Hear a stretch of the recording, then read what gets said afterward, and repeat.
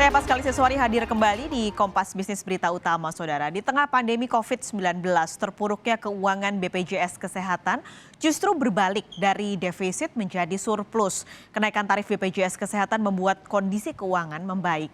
Direktur Utama BPJS Kesehatan Fahmi Idris mengatakan, arus kas atau cash flow BPJS Kesehatan surplus 18,74 triliun hingga akhir 2020. Padahal tahun-tahun sebelumnya BPJS Kesehatan terbelit defisit keuangan. Penyebab lain surplus keuangan adalah meningkatnya kepatuhan pembayaran iuran peserta BPJS Kesehatan. Dengan surplus, tak ada gagal bayar ke rumah sakit.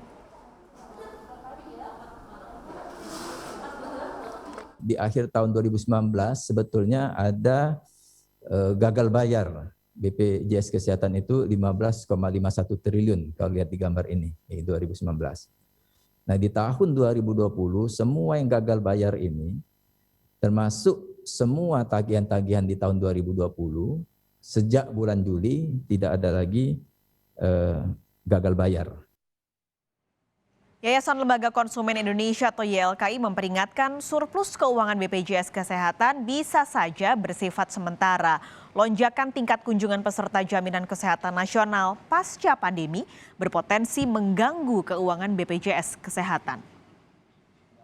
Ahli kesehatan masyarakat yang memprediksi nanti setelah kondisi normal kemudian akan terjadi booming masyarakat pasien yang mengalami komorbid yang tadinya takut berobat karena merasa sudah aman kemudian berobat yang kemudian bisa menimbulkan shock tagihan yang tinggi ataupun kemudian kita berharap penyakit mereka tidak semakin serius karena tidak berobat ini. Nah ini harus ditengarai kalau nanti kemudian tidak permanen nanti ada lonjakan kunjungan, lonjakan tagihan kembali sehingga nanti finansialnya bisa goyah lagi.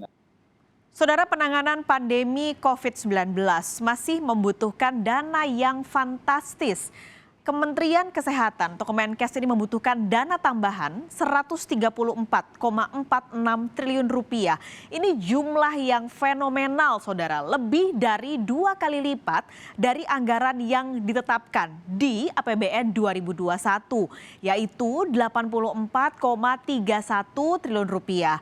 Nah, kebutuhan dana ekstra ini dijelaskan oleh Kementerian Kesehatan dalam rapat kerja bersama Komisi 9 DPR RI. Paling besar adalah anggaran terapeutik atau pengobatan, ini sebesar 61,85 triliun rupiah. Nah, termasuk di dalam anggaran ini adalah alat pelindung diri atau APD.